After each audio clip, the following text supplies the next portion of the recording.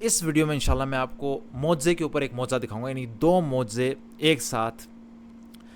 سبحان اللہ، اس مثال سے حضرت ابراہیم علیہ السلام کی کہانی سے، حضرت ابراہیم علیہ السلام کی وہ کہانی جب انہوں نے اپنے لوگوں کے، اپنی قوم کے بت توڑ دیے تھے اور لوگ ان کے پاس پھر آئے، ان سے بحث و مباحثہ ہوا۔ تو یہ قصہ کہ انہوں نے اپنی قوم کے بت توڑے، پھر ان سے بحث و مباحثہ ہوا، میں آپ کو دو صورتوں سے دکھاؤں گا۔ دو صورتوں میں یہی قصہ بیان ہوا ہے، لیکن اس کے اندر جو تفاصیل ہیں اس کے اندر ایک معجزہ چھپا ہوا ہے۔ اور یہ دو صورتیں کون سی؟ ایک سورہ انبیاء ہے، سورہ نمبر 21، اور ایک سورہ نمبر 37 ہے، سورہ صافات۔ اب آپ نے تین مختلف قسم کی تفاصیل ہیں، ان پر غور کرنا ہے، میں آپ کو جیسے جیسے بتاتا جاؤں گا۔ سب سے پہلے تفصیل کہ حضرت ابراہیم علیہ السلام نے اپنی قوم سے کیا کہا۔ نمبر 2، دوسری تفصیل، حضرت ان کی قوم نے کیا کہا۔ اور تیسری تفصیل، خدا نے اس پر کیا تبصرہ کیا۔ تو یہ تین تفاصیلیں، حضرت ابراہیم علیہ السلام نے کیا کہا، ان کی قوم نے کیا کہا، اور اللہ سبحانہ وتعالیٰ کی اس پہ جو کامنٹری ہے۔ ان تینوں تفاصیل کو اللہ تعالیٰ نے دونوں صورتوں میں مختلف رکھا ہے، لیکن اس کے پیچھے کیا حکمت ہے وہی معجزہ میں آپ کو دکھانے لگا ہوں۔ سورہ انبیاء میں سورہ نمبر 21 میں جو ابراہیم علیہ السلام نے کہا وہ کیا تھا؟ آیت نمبر 66 میں اللہ کے خلیل ابراہیم علیہ السلام نے اسی وقت فرمایا، افسوس کیا تم اللہ کے علاوہ ان کی عبادت کرتے ہو جو نہ تمہیں کچھ نفع پہنچا سکیں یا نقصان۔ انہوں نے کہا کہ یہ خدا تمہارے نہ نفع پہنچا سکتے ہیں نہ نقصان۔ جبکہ سورہ صافات میں ابراہیم علیہ السلام نے کیا کہا؟ تو آپ نے فرمایا تم انہیں پوچھتے ہو جنہیں خود تراشتے ہو، خود بناتے ہو انہیں پوچھتے ہو۔ یہ حضرت ابراہیم علیہ السلام نے سورہ صافات میں کہا۔ سورہ انبیاء میں ان کی قوم نے کیا کہا؟ ان کی قوم نے سورہ انبیاء میں کہا، کہنے لگے اسے جلا دو اور اپنے خداؤں کی کیا کرو؟ مدد کرو۔ سورہ صافات میں ان کی قوم نے کیا کہا؟ سورہ صافات میں کہا، وہ کہنے لگے اس کے لیے ایک مکان بناؤ اور دہکتی آگ میں سے ڈال دو۔ ایک چیز بناؤ، ایک الاؤ یا مکان بناؤ، اس کے اندر آگ میں اسے ڈال دو۔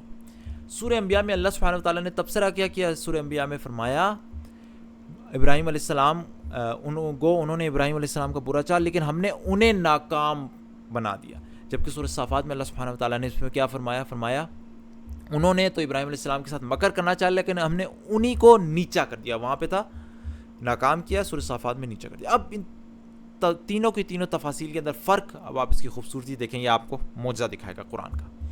اور دیکھیں، یاد رکھیے، کوئی بھی تفصیل کسی بھی قصے میں، کسی بھی صورت میں اللہ تعالیٰ ذکر کر سکتا تھا، اس سے کوئی فرق نہیں پڑنا تھا، لغوی طور پر کوئی فرق نہیں پڑتا تھا۔ ایک تفصیل اس قصے میں تھی، وہ دوسرے میں بھی بتا سکتا، لیکن ہر صورت میں وہی تفصیل کیوں ذکر کی گئی جو میں نے آپ کو ابھی دکھائی؟ اس کے پیچھے آپ سبحان اللہ آپ حکمت دیکھیں اور یہ معجزہ دیکھیں۔ سورہ انبیاء میں جہاں ابراہیم علیہ السلام نفع نقصان کی بات کرتے ہیں کہ تمہارے کہتے ہیں کہ کیا تم اللہ کے علاوہ ان کی عبادت کرتے ہو جو نہ تمہیں کوئی نفع اور نقصان پہنچا سکتے ہیں۔ ابراہیم علیہ السلام نے نفع اور نقصان کی بات کی، اور نفع اور نقصان کیا ہوتا ہے کہ آپ جب کسی کی مدد کرتے ہیں تو یا آپ اسے کوئی نفع دیتے ہیں یا کسی نقصان سے پہنچاتے ہیں۔ لہٰذا مناسب تھا کہ ان کی قوم جواب دیتی۔ اس کی قوم کہنے لگی جلا ڈالو، اپنے خداؤں کی مدد کرو، اور مدد کرنے میں آپ یا کامیاب ہوں گے یا ناکام ہوں گے۔ ظاہری بات ہے، آپ کسی کی مدد کرتے ہیں اسے کامیاب کرنے کے لیے، ظاہری بات۔ تو اللہ تعالیٰ کا تبصرہ مناسبت سے تھا، انہوں نے کہا ابراہیم علیہ السلام کو برا چاہا انہوں نے، لیکن ہم نے ان کو ناکام بنا دیا۔ سبحان اللہ، بالکل مناسبت سے۔ سوچیں آپ کس طرح کتاب لکھنے والے نے ایک ایک تفصیل، قصے کی تفصیل میں ہر جگہ وہی تفصیل دی جو بالکل قصے کے سیاق و سباق سے مناسبت رکھتی۔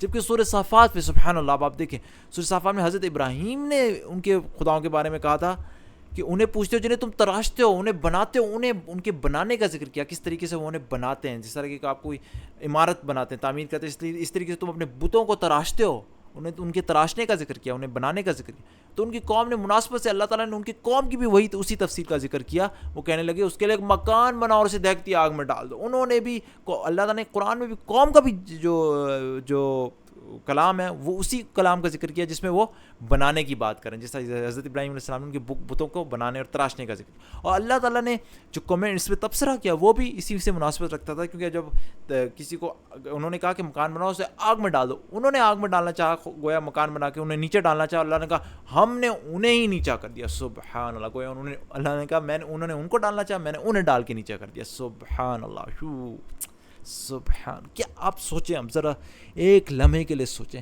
اس طریقے کی میتھمیٹکس اور کیلکولیشنز کر کے کون کتاب لکھتا ہے؟ یہ صرف ایک مثال ہے، تو بھرا ہوا ہے قرآن لغوی موضوع سے۔ یہ تو صرف لغوی موضوع کی بھی شاید ایک ہی مثال ہے یہ میں جو دے رہا ہوں سیاق و سباق میں۔ کیسے ایک بندہ یعنی کتاب لکھتے ہوئے ایسے کیسے سوچ سکتا ہے میں نے یہ ایک ہی قصہ، اس کی یہ تفصیل ادھر بتانی، یہ تفصیل ادھر بتانی، ہر تفصیل مناسبت سے۔ سبحان اللہ، اس تفاصیل کو ادھر ادھر کر دیں کوئی فرق نہیں پڑتا، لیکن زبان کے حساب سے کوئی فرق نہیں پڑتا.